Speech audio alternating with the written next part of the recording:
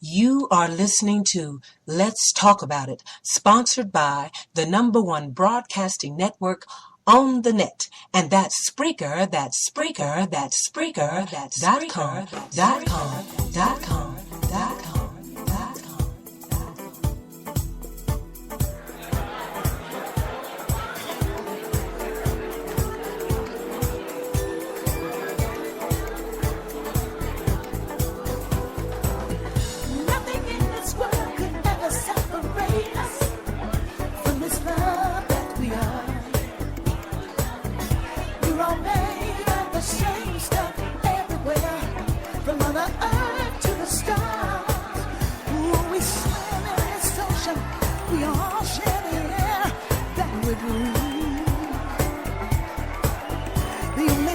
Separates us is what we've been taught to believe.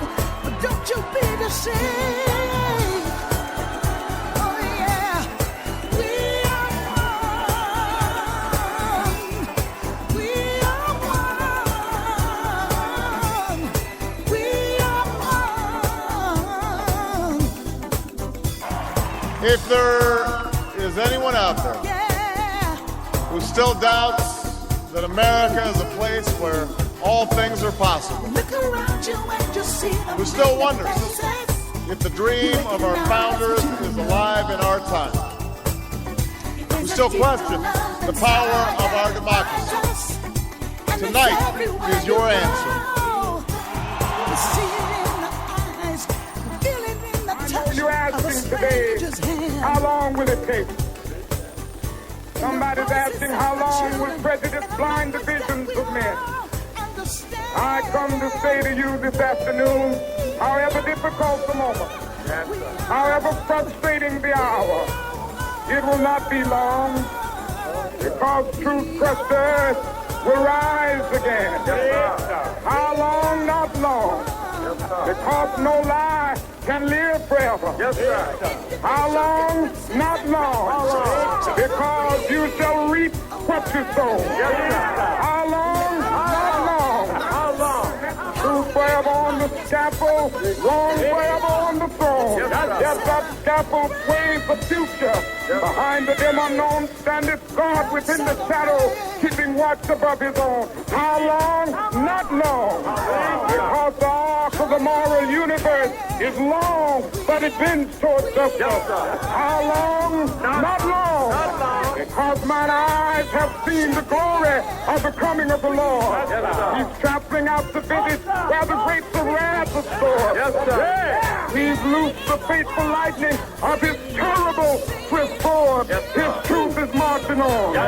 He has sounded forth the trumpet that shall never call retreat. He is sifting out the hearts of men before his judgment seat. Oh, be swift, my soul, to answer him. Be jubilant, my feet. Our God is marching on. Glory, hallelujah. Glory, hallelujah. Glory, hallelujah.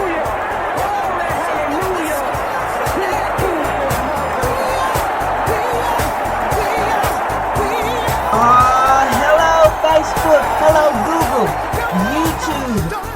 My friends have tagged my Spreaker.com family and internet listeners all around the world. We're back like a bad chick.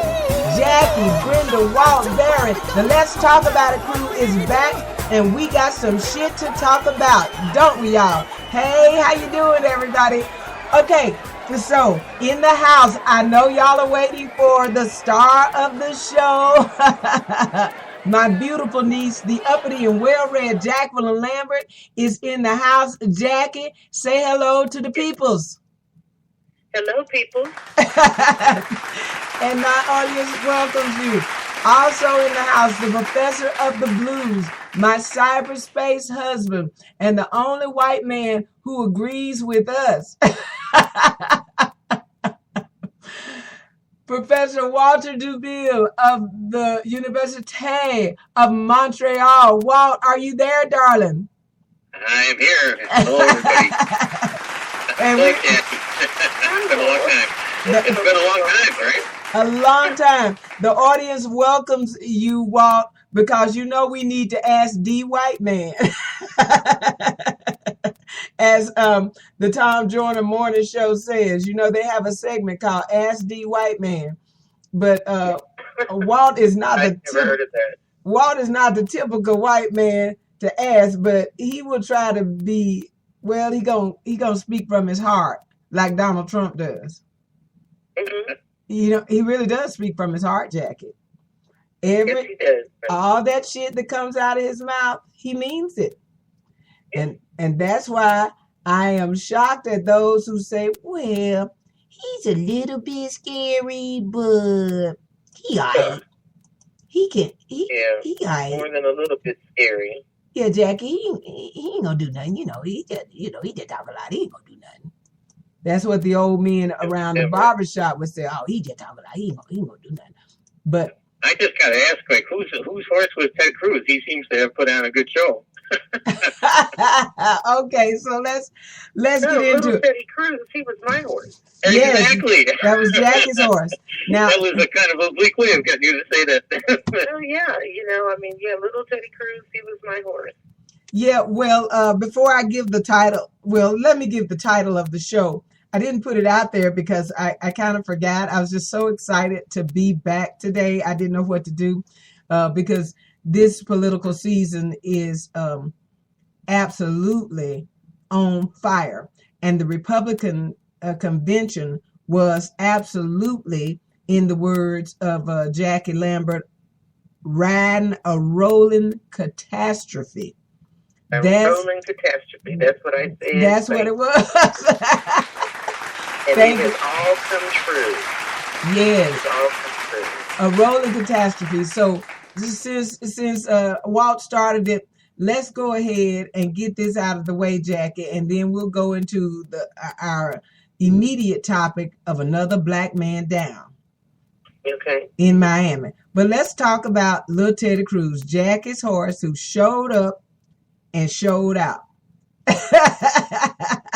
I never believed, Jackie, that Ted Cruz was going to endorse Donald Trump after all of the shit that he did. Some shit, some shit in the political season, I understand that, you know, when it comes to party, you let it roll off your back. You know, he didn't really mean that. He was just trying to get ahead, win thing. But the shit that he said about Ted Cruz, about his wife, and then the ultimate slap in the face, punch in the eye. I'm sorry to laugh, but no, in my head when you said the ultimate slap in the face, what I was thinking is, your daddy killed John Kennedy. That's right, Jack. That's right, Jackie. The ultimate slap in the face, the ultimate tweezers up the nose, the ultimate punch in the eye, the ultimate tearing out of the fingernails for Ted Cruz was first talking about his wife, which he responded, "You sniveling coward." But then he went as far to say, before Barack Obama, the most popular president in these United States ever was John F. Kennedy. And Jackie Kennedy, the whole Camelot thing. So you ain't never heard nobody saying nothing bad about John Kennedy, except he liked to hold around a little bit, but you know, he had a bad back, and he was just trying to relieve the stress on that. If you say so, Brenda. I love Brenda has that great experience. Yeah, we're back. Yeah. I won't say, yeah, we back. Okay, so before Barack Obama, this was the most popular president and beloved president of these United States. And he accused Ted Cruz's father, whom I have absolutely no love for. Yeah. Because he said some ugly shit about our president, Barack Obama. But they never thought that they'd come back and say shit, you know, about each other's daddies and shit, Jackie. Not like that. But he accused him, and he tweeted out a picture that was supposedly Ted Cruz's daddy chumming it up with Lee Harvey Oswald. And I think that was the ultimate tearing out of the fingernails for Ted Cruz. And the fact that he would never come out and say he's going to support the nominee or he's going to blah, blah, blah. I support him. I give him my Donald Trump. I said, he's not going to do it. He's going to come to this convention and he's going to show his little political ass in the nicest, that's what he does. In the nicest, nasty way that he can. Uh-huh. And he did just that, Jackie. Yeah. He set him up and then he smiled at him like, got you, motherfuckers. It was amazing. He maybe is taking his chances that when Donald Trump goes down and the Republican organization goes down with him, that Ted Cruz is going to be the guy in 2020. I think that's what he's thinking, Jackie, and he'll be able to say that, hey, I did not endorse Donald Trump, never. I just think that the Speaker of the House, Paul Ryan, I don't know what his political career is going to come to. Paul Ryan is caught between a rock and a hard place, and the thing about a rock and a mountain, you mean? Well, look, the thing about being the leader of anything is that you have to lead. And you cannot let the tail wag the dog, which is what has happened to the Republicans. Mm-hmm. Okay? They have always had their dog whistle politics where they use, their subtle hints, their subtle phrases to talk about how black folks are a drag on the country and immigrants are criminals, but these are things that they never said, except for that guy. What is his name? Steve King from Iowa, who went all the way neo-Nazi. Yeah, on us, a couple of days ago. But anyway, there were a handful of them who would say that, but they could say, oh, they're cranks, this and that. Mm-hmm. But now, all of their venom and bile is just spewed out for the whole country to see. Mm-hmm. And so, if the Republican Party were really serious about leading in anything, when this stuff would come up, when the Bertha stuff would come up, they would have quashed that. Mm-hmm. Do you understand? Mm-hmm. But the leadership would have said, no, this is not true. They would have done the John McCain thing. Mm-hmm. No, ma'am. He is a good American Christian family man with whom I have disagreement. No, he's not an Arab. No, Obama is not a Muslim. But since John McCain did that, when have we seen another Republican do something like that? Never. And So, Jack, for them to be such tough talkers, they are always acting like a bunch of little bitches and cowards. Yeah. Well, it's something you and I were talking about yesterday. That the Republican Party, they're a group of people who want to take power, but they don't want to take responsibility. Mm-hmm. And that's the thing that is lost in all of this, is that if you are going to be in charge, if you're going to be in power, that makes you responsible for whatever happens on your watch. It makes you responsible for the tone and tenor of the conversations that go on from your party. Okay? But they're not responsible for anything. And not once have they told us throughout 3 days of a convention, have you heard of one thing that they're going to do for the country? Not one. They have just sat there like school children and name called Hillary Clinton. It is absolutely embarrassing to me. I'm so glad that I am not a part of this party. Yeah. It's so embarrassing, Jackie. I want to ask Walt.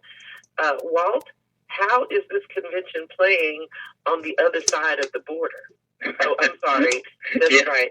We do that with Canada. When I said the other side of the border, according to the Republicans, is always Mexico.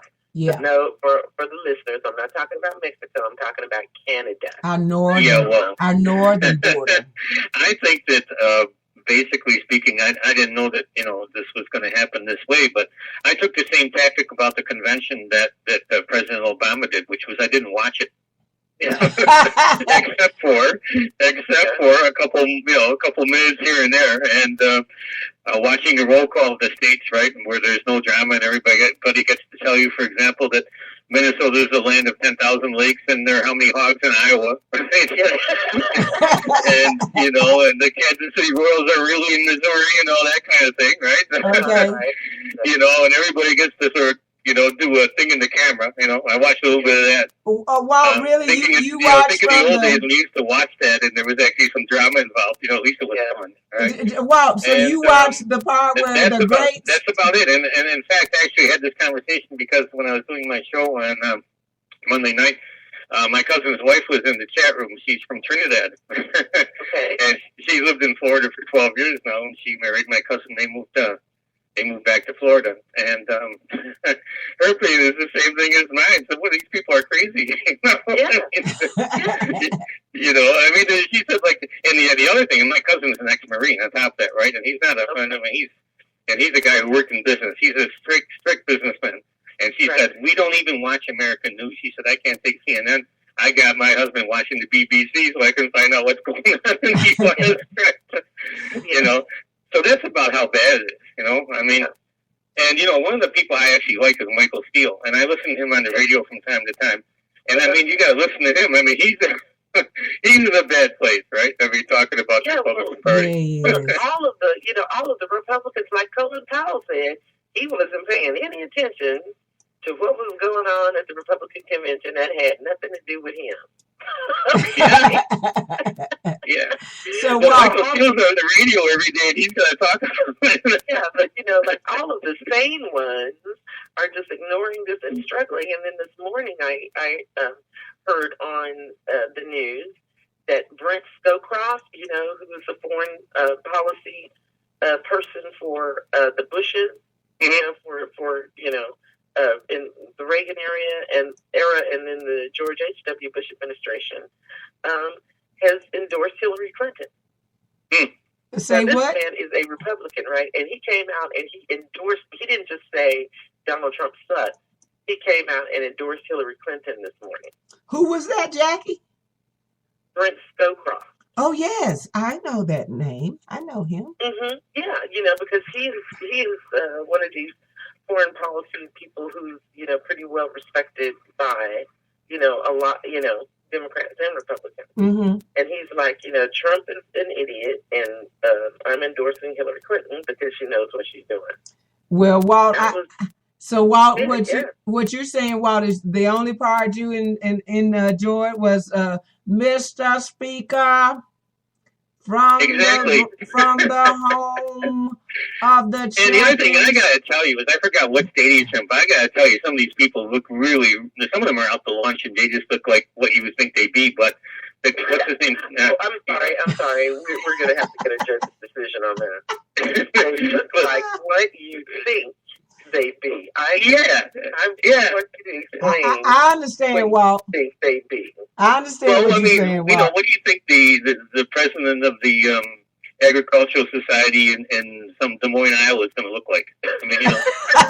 Get the visual, Jackie. Get the visual. He's going to be a tall, distinguished man with salt and pepper hair and a three-piece suit, right? Right. Hey, Walt. Walt, she knows what you're talking. You understand why they're out there, right? I mean, it's perfectly reasonable that they would be out there, right? But the guy who struck me, I don't know if you saw this. I don't know if you or Brenda saw this. But the guy who was really scary is this guy, Corey Lewandowski, the guy who was with Trump's campaign, right? The former manager. The guy who got in a fight and all that kind of thing. Because he got up, but he was, I forget which state delegation, and he looked really, really rabid. I guess that's the right word. You don't want to meet this guy. Hey, listen, he is waiting, Walt. He is delighting in this because they fired him. And after now Trump wouldn't fire him for yanking a reporter down and breaking an arm, but I'm loyal to my people. I'm loyal, and this is a great Oh yeah, guy. he got up and shouted in the microphone. He got up and shouted, "Our delegation is voting for my good friend Donald Trump." Listen, and then they fired him and got this other old fool that Lawrence O'Donnell says had run a campaign since Lincoln. Ooh, that was neat. What's his name, Jackie? The new manager.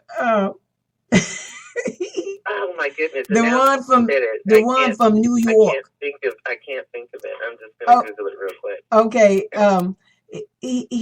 Corey Lewandowski wants his head on a platter Oh yeah. because he got Corey Lewandowski fired, and so this mess. But Jackie knows what visual picture you're trying to paint. Just like I always used to say, picture Newt naked, and she would holler, "No!" She already had the picture, Walt. So we know what you're talking about. We can imagine.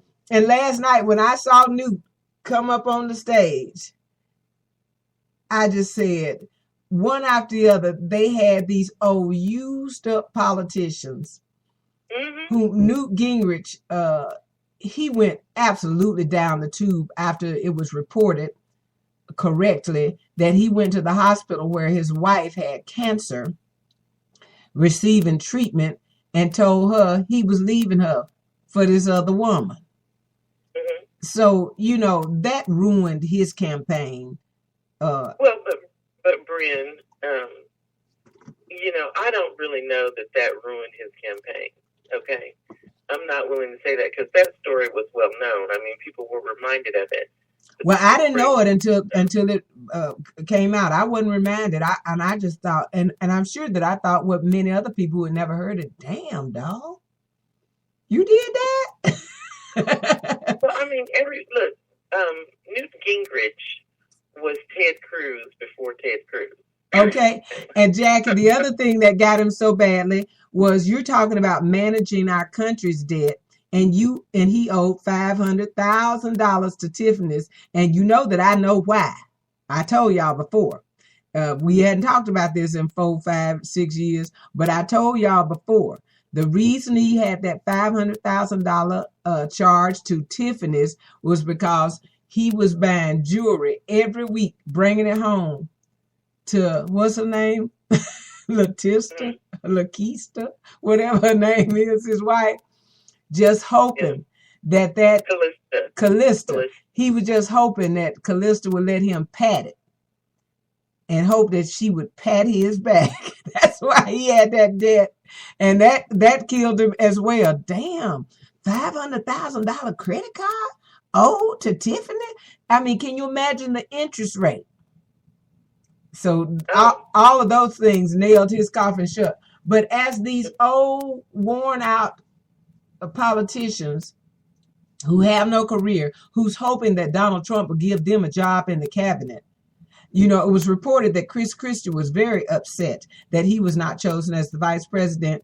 And I thought, why would he be upset? He know his record is too freaking bad. If Donald Trump don't want you, don't nobody want you, dog. I mean, you can't be wanted. Because Donald Trump is the biggest crook in the damn world. Yeah. Well, I saw a little. Oh, good. I'm sorry. Well, go ahead. I just, when we went back to the people we were picking back in the day, right? I went back and I saw my guy Rick Perry, and he was hoping that he would become Secretary of Defense in the new Trump administration. I know. Is that a Friday? See, that is another thing. Yeah, that's another thing. So scary is that not only that Trump is really scary because, there was someone talking this morning about how he just doesn't know anything, which is true. He's Sarah Palin. He doesn't know anything. Yeah, Jackie, why would you pretend not to know or pretend that you... Yeah, why would you pretend that you're going to get it together? You know lots of stuff because you have a very good brain and you watch TV a lot. Why would you pretend not to know now? He's not pretending, people. Don't know shit. He didn't know what the Braxton was. He didn't know what the Brexit. He didn't know what that was. And then he flew his ass to Scotland and got up there on the microphone and said, "So proud of you. It's a great day. You took your country back." And those people went on Twitter calling him all kinds of oxymorons. I I like that oxymoron. That's funny. Okay. That's pretty funny. But I mean, actually, you brought out something I think that's important to say, which is that when it all comes down to all this business about electing your president, all this sort of ridiculousness goes on, and there's going to be a certain amount of it next week too, right? But the truth remains is that you're actually looking for somebody who's going to run the country and whose power is somewhat limited. So you need a good administrator more than you need anything else, right? Yeah, go ahead. Mm-hmm. I think that I'm not a big Hillary person and stuff, but I think that you have to take a look at a limited number of people who probably can run the country, right? Exactly. And I just don't understand how anybody could ever think that Donald Trump could run the country. I mean, that's just beyond. And he's called himself. But I can tell you how, because they don't know anything either. That's right. That's right, Jackie. That's probably true. Because they don't know anything either. Yeah, so that's how people can think that. And the thing that really upsets me about this whole thing, when I look at the polls, I just get mad all over again. Why? Because Hillary should be up by 20 points. Yeah. And it just gets me how these folks, how the Republicans have worked so hard to basically ruin her reputation. And they have done a fine job of it. Mm-hmm. They've done a really fine job of it with a lot of people in this country. And then when someone asks the question, yesterday, Andrea Mitchell asked the question, what is it precisely that she has done? Okay? You guys are talking, you call her crooked and that she, endangered the national defense and all of this other stuff. What has she actually done? And the person that she was talking to, I'm sorry, it wasn't Andrea Mitchell, it was Chris Matthews, who was talking with one of these conservative think tank guys. Mm-hmm. And he was sitting there with that little crooked, smirky grin on his face. Well, these delegates believe, no, we're not talking about what the delegates believe. We want to know what she's done. The lies that you have told them. But I'm asking you, what has she actually done? And they can't explain it. And when you go through and you look at what she has actually done, I mean, when she was senator of New York, they loved her in New York, and she won overwhelmingly in New York, and by all accounts was a great senator. Mm-hmm. While she was Secretary of State, she was a great Secretary of State, one of the hardest working Secretaries of State that we've ever had. I believe that. I was just going to say, it doesn't work like that though, because what happens is that, if we had regular people, we could sit down and debate politics. Okay, I mean, you always, you and I talked about that when we used, we used to talk about that all the time, right? Different issues or how you react to certain things, but that's not what they're doing against her. What they're doing is they're pulling out all the images and all the things that resonate with people, like the one-line phrases or the pictures or whatever happens, whatever you want to exploit in the media. So really, it's a way of building, a campaign against her, right? I mean, there was an argument. There was an article, an op piece that appeared in the Guardian, in fact, about that. How that because there's no political thing other than take America back and free enterprise and all that usual crap, right? That they're going to just do this negative campaign and they're going to pull out all those little things. So it's not going to be politics. It's going to be something else. Right? The election is going to be something else. And this week... one of the things that Bill Clinton did in 2012, and that they need to do a version of this again this year, is to just remind everybody where we were. There you go, Jackie. Give them the numbers. And how, if you want a job, if you want income growth, you cannot vote Republican. You just simply cannot. Because all of the statistics are very clear about this stuff. They're very clear. Under Republicans, we lose jobs, we lose money, our incomes go down. And under Democrats, we gain jobs and our incomes go up. Okay? And that's a fact. That for me is the bottom line. And I cannot like wait until they find the video with Donald Trump saying all of the country always does better when the Democrats are in charge. That came out of his lips. And but see, I mean, I think too, even if you're a Democrat, you want to attack Donald Trump, the way to do it, we can all make fun of all this stuff, and you can look at his family and his business with the speech and the whole deal like that, right? I mean, but the way to do it is like another article I read in the Guardian said these two people went to Cleveland, and they looked at this neighborhood that's something like 7 or 8 miles from where the convention was, and it's a neighborhood where there's a whole mess of abandoned houses, and the real estate values have plummeted. Houses that were 10 years ago worth 80,000, they're like worth 15 now, and all that kind of stuff. And Donald Trump's company, and the fact that his company gave subprime mortgages in that area, and there was speculation that came back to him. Oh no, I posted the article. It's in it's on our site. Okay. Oh, please. They sent 2 reporters to this neighborhood, right? Mm-hmm. And they have an abandoned funeral home, and there were people left urns with people's ashes in this funeral home.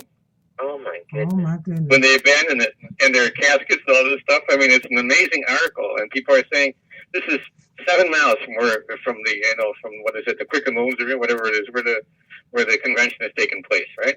One of the hosts of MSNBC yesterday was talking to a Republican, maybe a former senator or something, and she asked him, they're bashing President Obama so badly and how he's ruined the country, and she asked them, then why did he win 2 terms?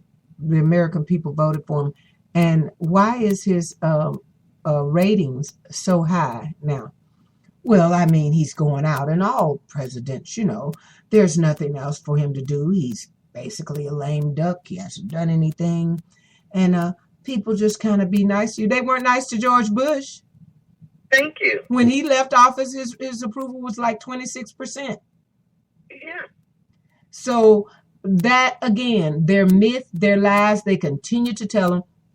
And I made a flyer yesterday and posted it on our website, on our page on Facebook. Let's talk about it. No matter how many times you tell a lie, you repeat a lie, it's still a lie. That's right. And Jackie, these people don't want to know the truth. One of the things my grandmother used to say is that no matter how many times you tell a lie, it can never become the truth. Okay? It's still a lie. And that's right. Again, Jackie, and they don't put these questions to these people. Some of these hosts of these political talk shows will not put the questions to these people. And if they do, you do have some like Tamara Hall who will argue with them.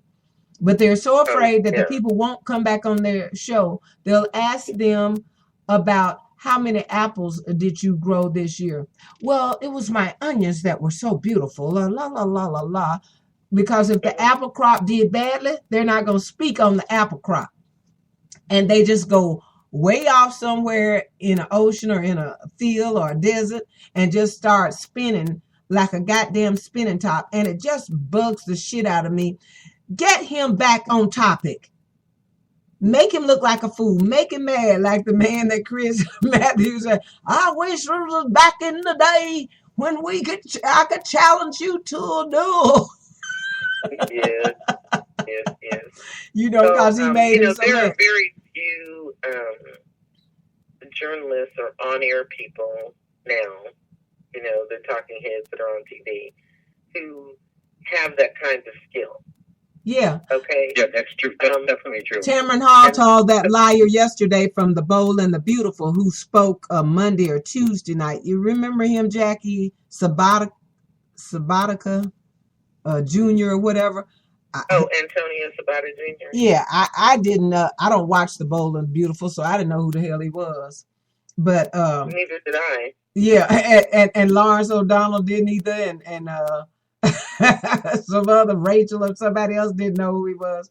But she had him on yesterday afternoon, and she got to talking to him about his speech and da-da-da-da-da. And Oh, the lies that start coming out of his mouth. Tamara got into an argument with him. No, that's just not true. That's not true.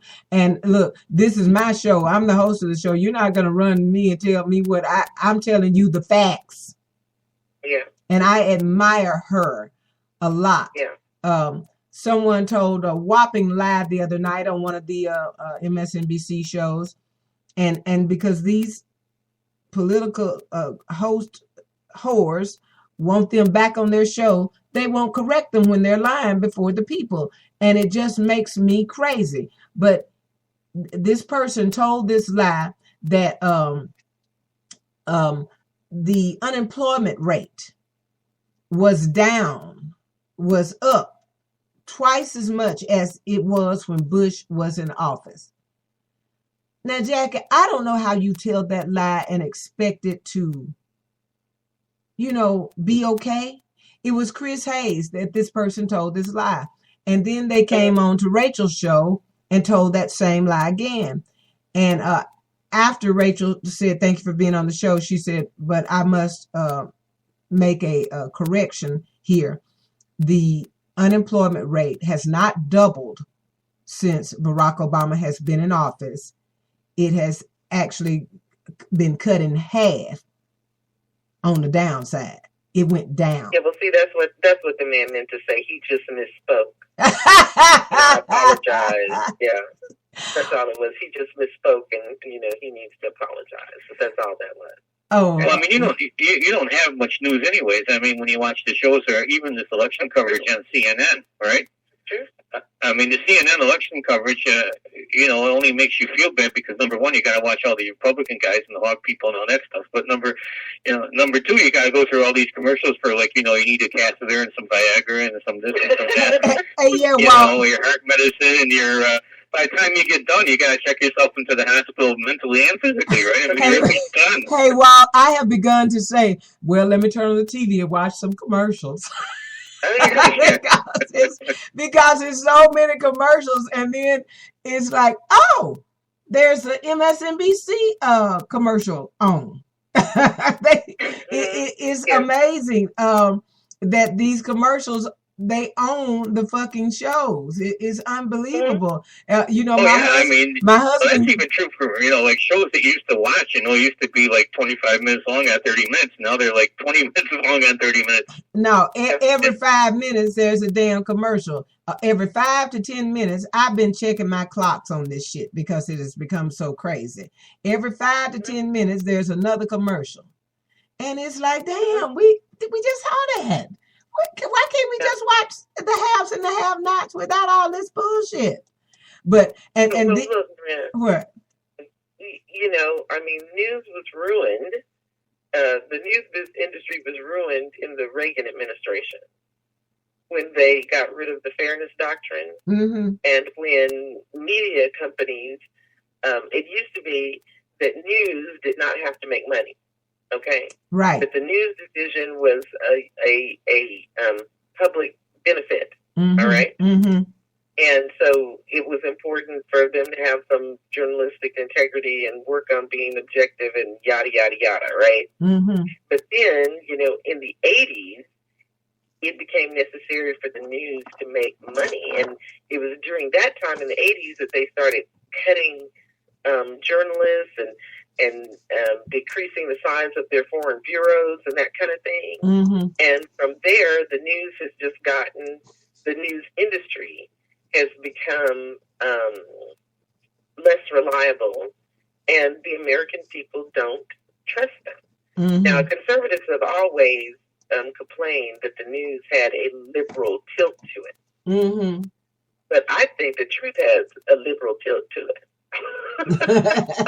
Well, one thing that's really strange, and that would probably, I would say, confound most Americans, right, is the fact that, in Canada, we have private networks, but we also have a government network, just like the BBC in England. Actually, the news is better on a government network than it is on a private network.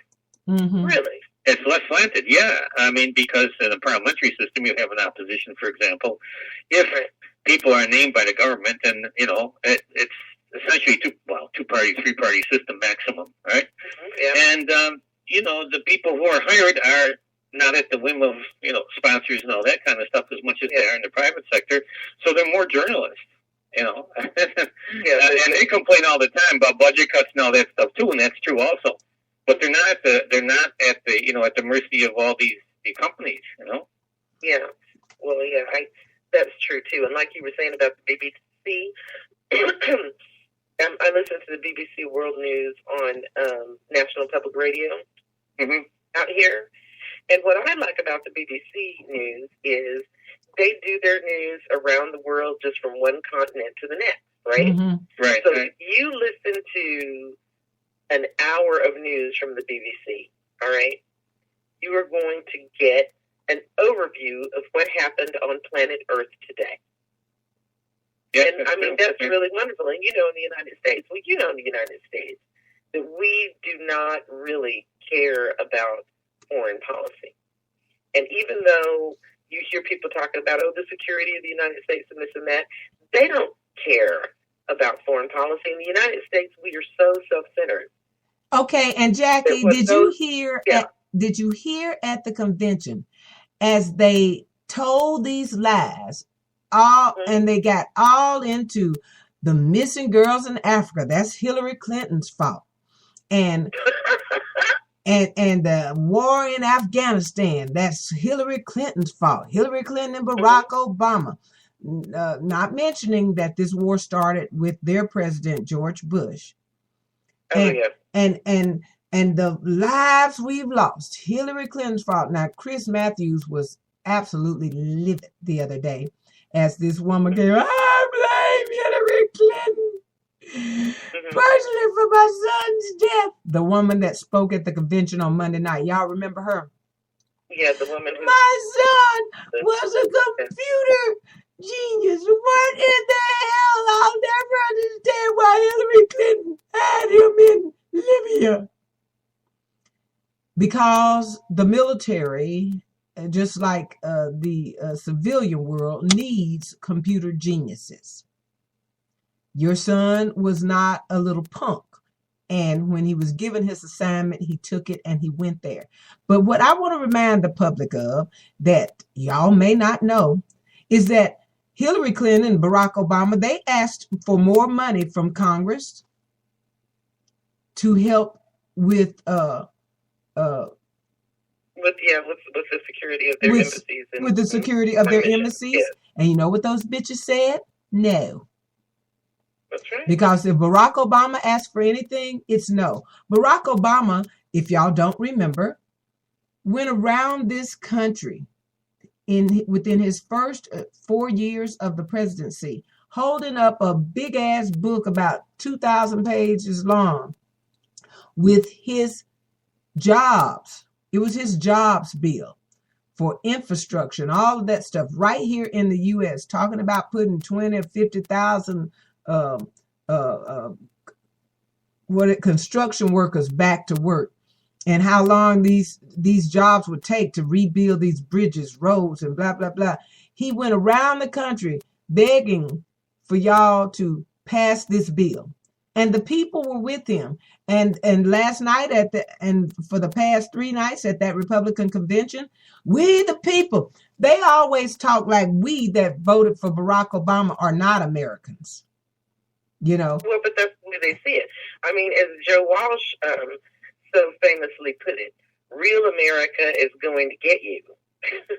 Okay. Well, so what's interesting about that is when you were talking about me, you mentioned the dog whistle politics and stuff. Did you read his book, The Lopez Guy, the Haney Lopez Guy?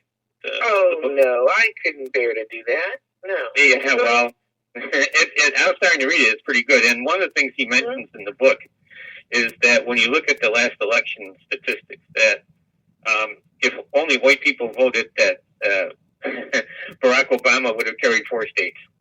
Right. And that no matter what segment you take of the white population, whether it be women, men, young people under 45 or whatever, all of them voted over 50% Republican. Yeah.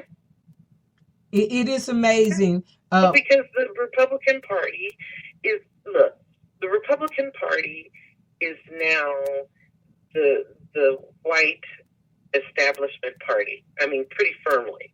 All right. And the demographics of this nation continue to move against them. And these guys are like going behind their barricade. I mean, it's really sad to see. It's very sad to see. And it's sad to see because the Republican Party is the party of Lincoln. That makes it extra sad to see.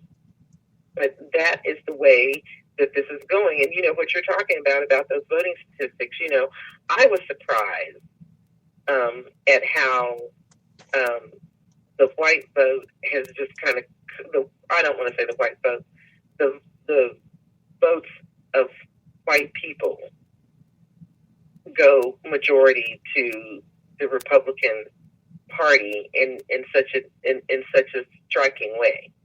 And that President Obama, you know, the Democrats can look forward to getting about 40% of the votes of white people in America. And then they can look forward to getting really high percentages of votes from minority groups in America. And the thing that's so striking about the Republican Party is they have lost support with minority groups that they used to enjoy a majority with. Mm-hmm. Or at least a plurality with, like Hispanics and Asians. You know, but the thing also is that, you know, if the strategy goes, let's say you're a Republican strategist and you've got this base, right, of the white vote, you would, if you were smart, it would seem to me, right, you know that a lot of the Hispanics are going to think of themselves as white when they get socially more mobile. That's going to happen. And so you would cater to them because that's building your base. I mean, politically, that's your decision. It's just like, you know, you and I have often talked about Kevin Phillips when they made the conscious decision to adopt the strategy in the Nixon years, and you know, and so it struck me that if you were a Republican strategist, this would be the way you go, but they're not going that way.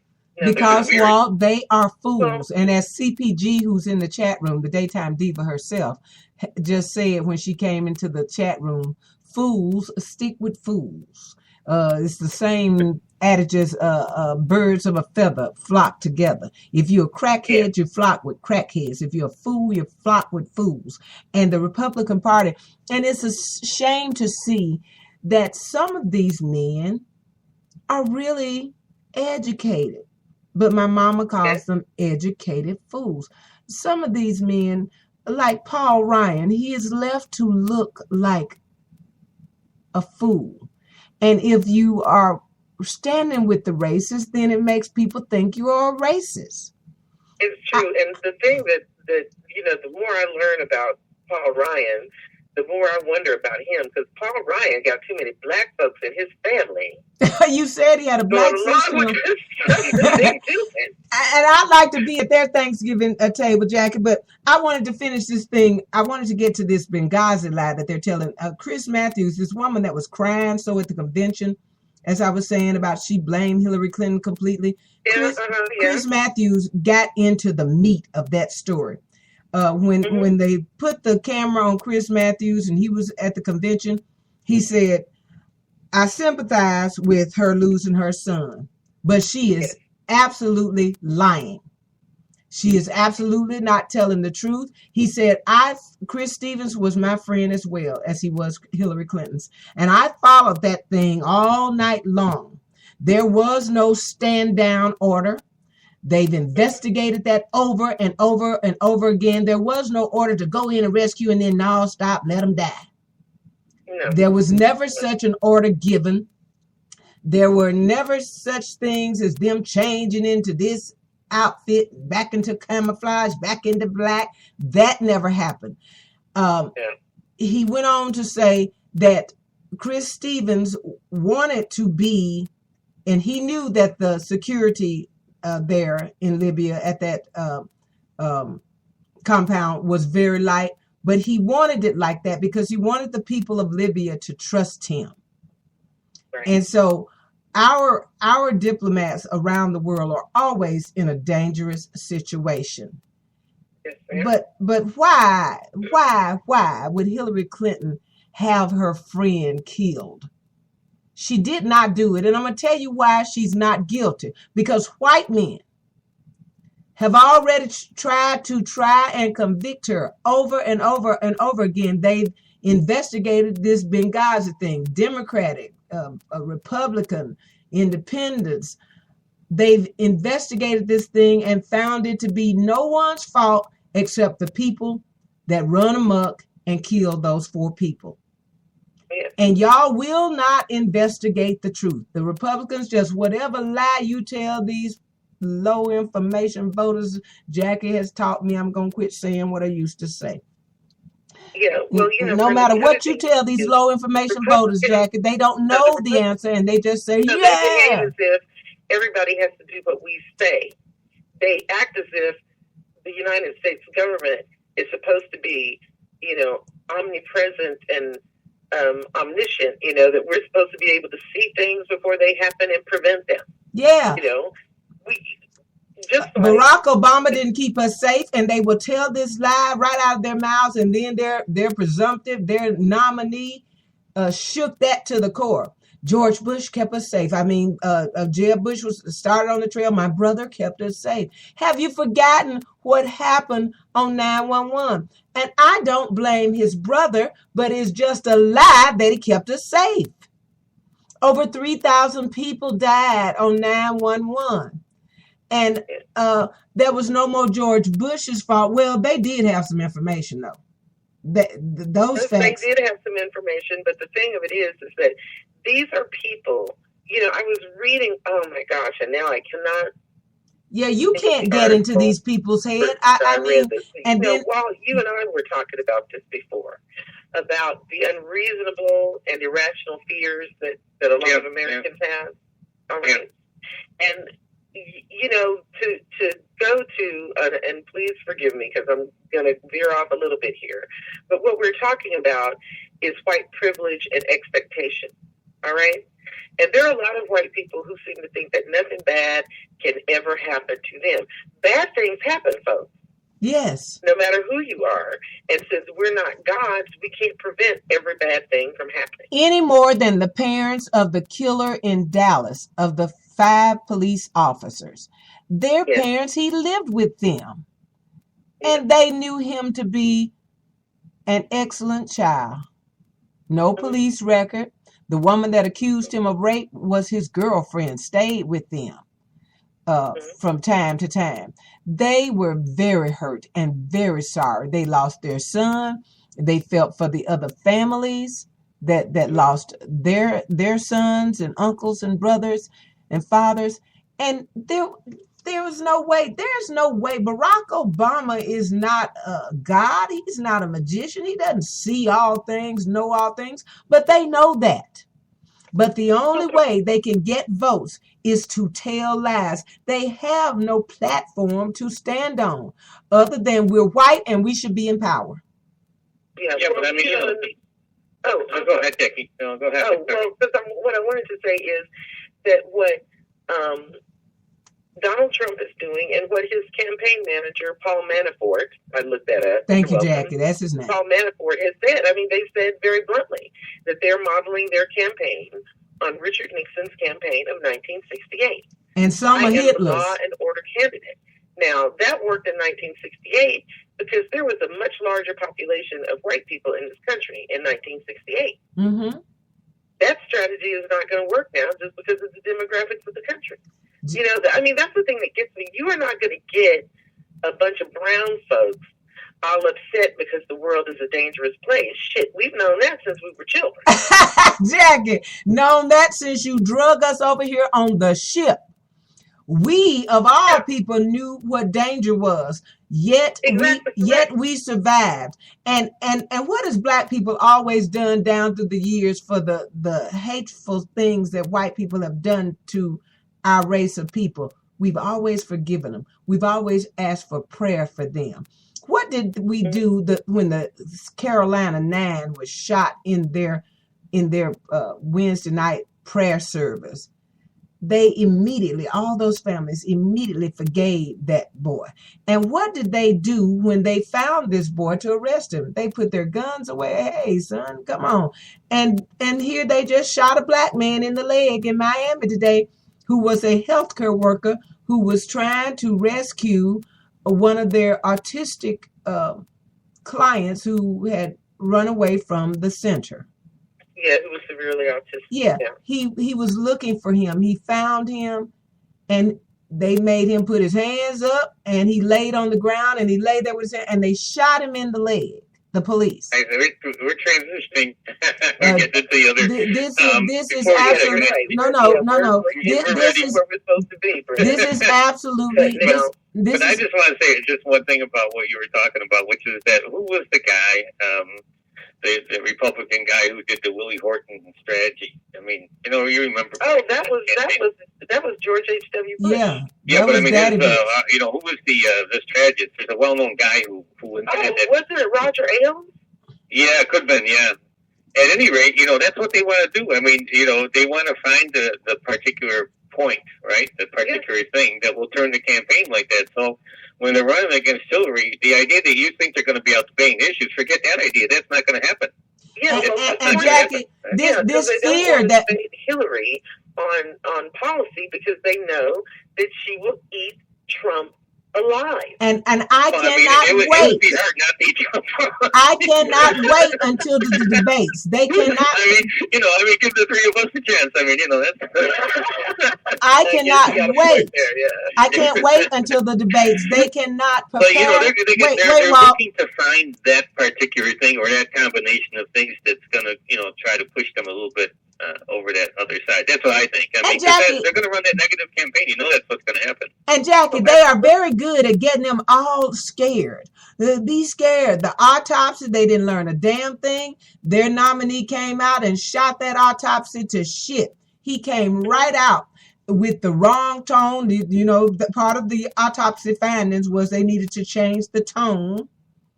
Part of the autopsy findings was that they needed to be more inclusive of brown people, people that spoke a different language, like Milana, spoke a little broken, English. They did all this autopsy, and here they have a nominee now that has come out and flipped all of that shit, turned the dead body over and kicked it. And now they have, Jackie, I don't understand this fear. I do not have this same fear that they are driving into these white people and those 18 Negroes that was at that convention this week. Here's what I think about. What needs to be done today? Do I need to cut the yard? I got to get some grass seed, a little sex. These are the things that are on my mind on a daily basis. Did I pay that bill? Let me take care of that. And I need to go online and find me that green grass seed that you spray in the yard and help my grass grow. I am not sitting over here in fear of anyone or anything except for that little teeny man that gets on my shoulder every now and then and say, what if Trump wins? And then just for a second, Jackie, just for a millisecond, fear comes over me when that little man gets on my shoulder and say, what if Trump wins? But I don't go around in fear every day. It just happens every other second or so that I might be watching some TV. But this is an absolute shame that what is going on. And they sit and talk about including us. Trump would be the best president for the black folks. How you gonna do it? Well, we'll tell you that then. I don't like to tell folks what I'm gonna do.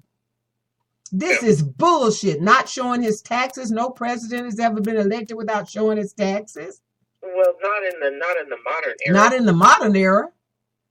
And Jackie, this is amazing that he concocts a lie. We know what it is. He hadn't paid taxes, and that's all right with y'all. That's all. And it's not just that. It's not just that in reference to the tax thing, Brenda.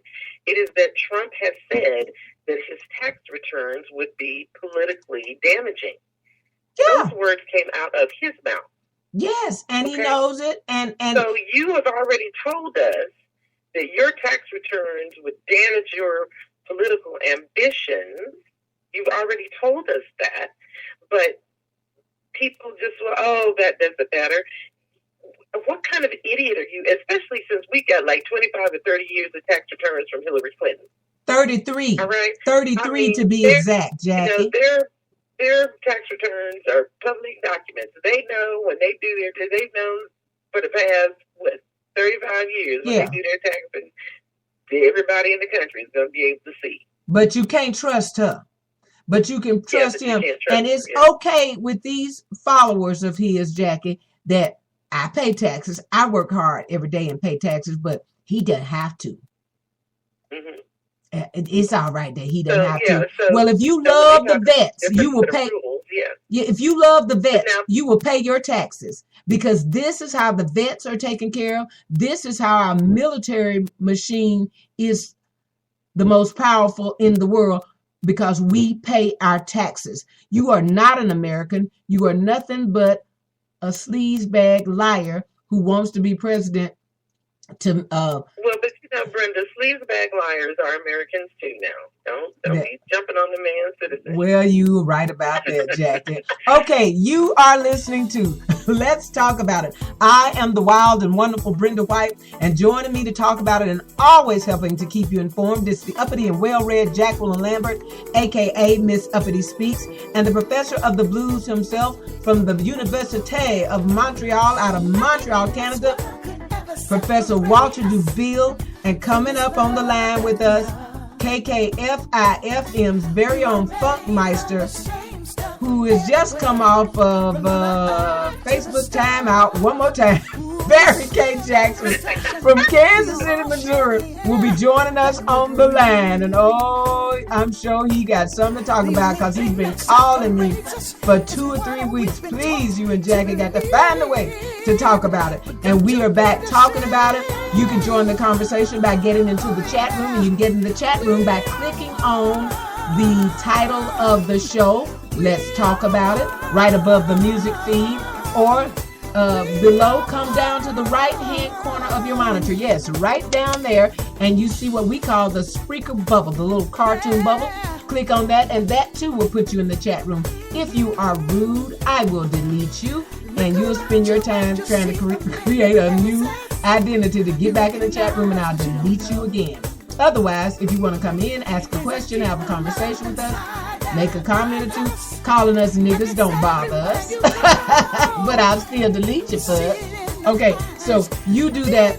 All of the Brenda White shows are sponsored by Spreaker.com. Therefore, they gave a sister a number. And if you got to run out and you don't want to miss the conversation, or you got to get up from the computer and you got to go into another room, take your cellular phone or your home phone with you and dial 619-550-0516 and press the number 5, and you are listening by phone. Once again, that number is 619-550-0516 and press the number 5. Once again, you are listening to Let's Talk About It right here at the #1 broadcasting network on the net, and that's Spreaker.com, baby. We're going to take a short break. We'll be right back with Barry on the line, and I'm going to give you some of my favorite music. I missed y'all. Here we go. Okay, we will do. Oh shoot. Maybe we'll do them both. I don't know. Hey, we're in the middle of a revolution, because I see the face of things to come. Yes, I do. Oh, your Constitution. Well, my friend, it's gonna have to bend.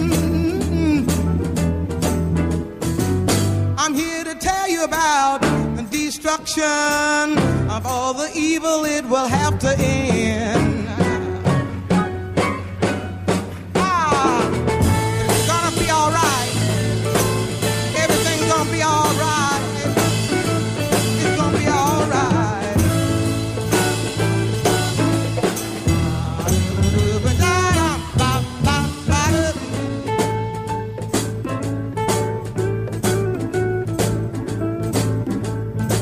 Well, some folks are gonna get the notion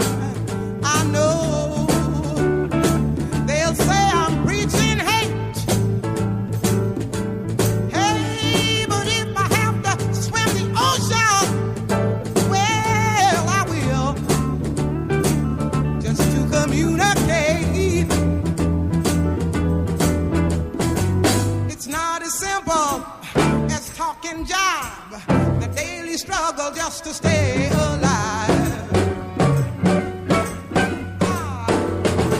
But it's gonna be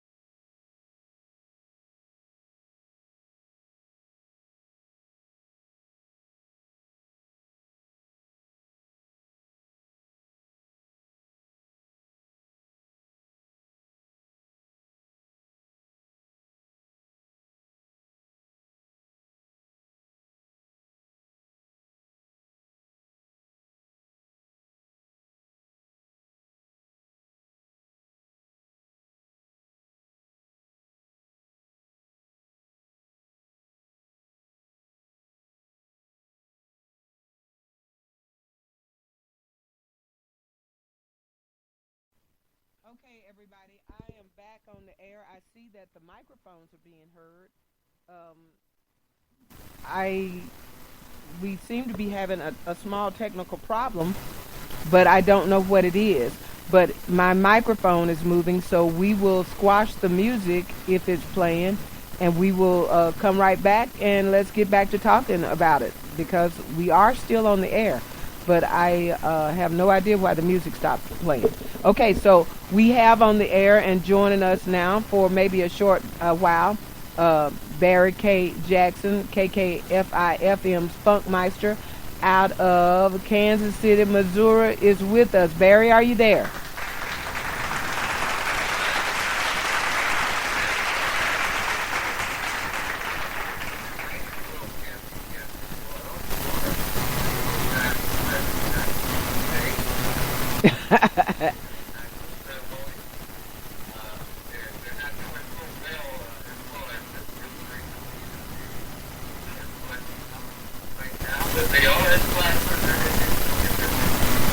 Well,